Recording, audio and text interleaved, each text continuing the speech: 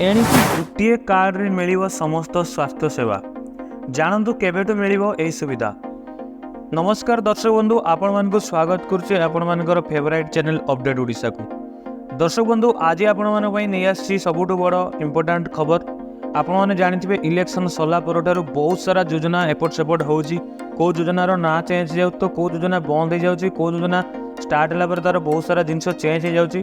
एई परिप्रेक्षी तो ये लोक मैंने बहुत हैरान होती। मुझे भावुँ कि बहुत लोक बहुत हैरान असुविधार पड़ुंट, कारण ये सब योजना चेंज होगा क्षणी लोक मैंने मन में गोटे भय आसी जाऊँगी जे योजना चालू हम कि नहीं, यदि योजना चालू न आम कौन करूँ, ये सब बहुत सारा असुविधा हो। दर्शक बंधु, आज जो अपडेट नहीं आसी ये अपडेट देखिया पूर्व आपण आम चैनल को जदि प्रथम करी आछंती चैनल को लाइक शेयर एंड सब्सक्राइब करी ऑल नोटिफिकेशन ऑन कर दिंतु, ताकि नुआ नुआ अपडेट सब आप सर्वप्रथमे पाइपर।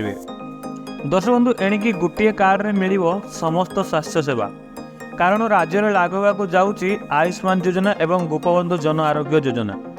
आसंता मास 10 तारिख पर राज्य में लागू हम गोपबंधु जन आरोग्य योजना। से पर्यंत विजु स्वास्थ्य कल्याण योजना बीएसकेवाई कार्ड सब सरकारी और घरोई हस्पिटाल में जारी रहिबो। दर्शक बंधु, आपण मैंने समस्त जानते आगुरी बीएसकेवाई कार्ड चलता जोटा आम हेल्थ कार्ड और स्वास्थ्य सेवा उपर, किंतु से बीएसकेवाई कार्ड को बंद कर गोपबंधु जन आरोग्य योजना ना नामकरण कर नुआ सरकार। किंतु यहीपरि एक सेम योजना गोटे केंद्र सरकार आयुष्मान योजना थिला, जो योजना कि आगुरी चली आसुला।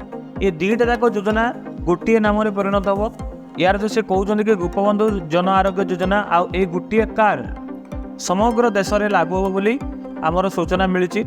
तापरे सेप्टेम्बर मास 10 तारिख बजेट अप्रोप्रिएशन बिल प्रणीत होगा तापरे पर्यायक्रमे गोपबंधु जन आरोग्य योजना को लागू हो बोली राज्य स्वास्थ्य मंत्री मुकेश महालिंग सूचना देइछथि।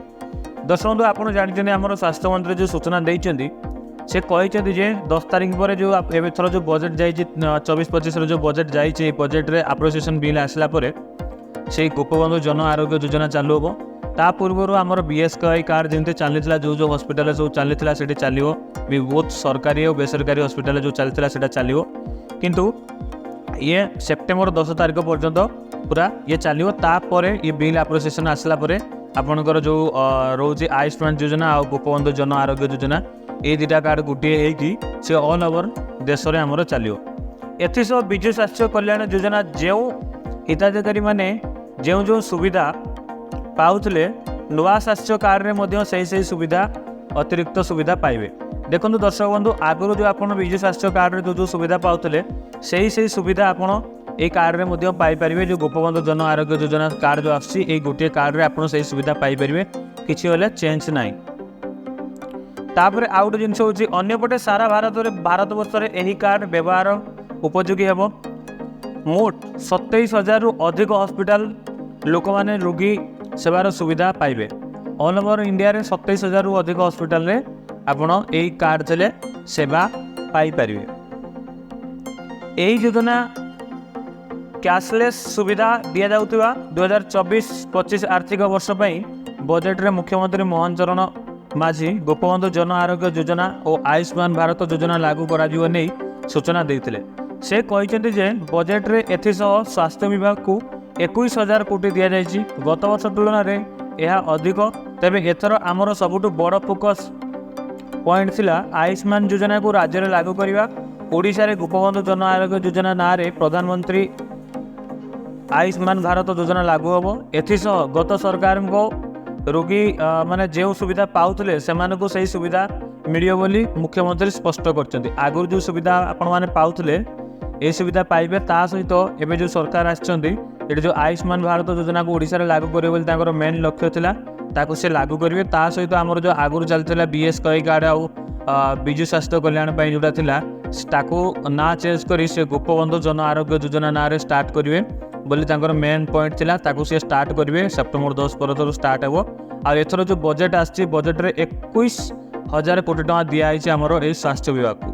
तो आपण किछि टेंशन नबार नाही। जदि आपण विजु स्वास्थ्य कार्ड रे किछि लाभवान होउतले आको लाभवान हेबे आउ आपण भाबुतले कि नाही स्वास्थ्य किछि ये हेले आपण विजु स्वास्थ्य कार्ड नै कि करिवे सेही सेम सुविधा आपण को मिलिबो। एथरे किछि डरिवार नाही कि एथरे किछि चिंता करिवार मध्ये आवश्यक नाही। सेपटे सेपटे गोपबंधु जन आरोग्य योजना पाखापाखि 3000 कोटी टंका व्यय प्रदान होती। आयुष्मान योजना लागू होगा द्वारा राज्य में लाभवान हे सब लोक। देखो आमर जो गोपबंधु जन आरोग्य योजना अच्छी 3000 कोटी टंका व्यय प्रदान कराई। या सहित आयुष्मान भारत में जो आप जानते 21000 कोटी टंका दिखाई ऑल ओवर इंडिया पाइका। गत सरकार समय केंद्र सरकार तरफ मिलता 60% अर्थ ग्रहण न करने द्वारा राज्य में लोक मैंने यार लाभ पाइपार नथिले बोली मुकेश महालक्ष्मी कर जो आगुरी जोटा थिला आयुष्मान भारत रे से जो 60% अर्थ प्रतिशत जो आम सरकार रिसीव कर बोली से क्लेम कर किंतु एटा केदुर ठीक केदुर भूल आपण जब जानते मत कमेंट कर जनातु कहीं मुझे या विषय तो अपडेट ना किंतु एबे जहाँ अपडेट आसी से अपडेट मुझे जनईली।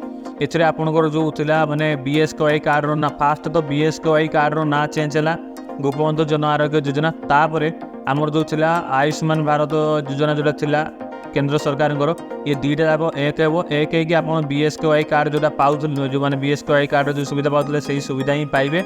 आ गोटे जिनस ये भल है कि ऑल ओवर इंडिया रे आपन कार्ड द्वारा जेकोसी स्टेट जाइए भी आप जो आम गुड़ाई लोक जाकि बाहर काम कर गुड़ा रोच विभिन्न कार्य ये रोच तो स्वास्थ्य जब किसी असुविधा होची तो ऑल ओवर इंडिया जेकोसी जगार से स्वास्थ्य चिकित्सा नहीं पारे। ये थिला भल खबर आउ ना खाली चेंज होती आर किसी आउ चेंज होनी माने सेम ही अच्छे जिनसटाक आउ ना चेंज देखा आग को आयुष्मान भारत योजना ही रहा दुईटा जाक योजना रो गोपबंधु जन आरोग्य योजना रो कार्ड लोक मैंने बेसी ये कर आग को जना पड़ो आग को किसी अपडेट आसले मुझे अपडेट देवी।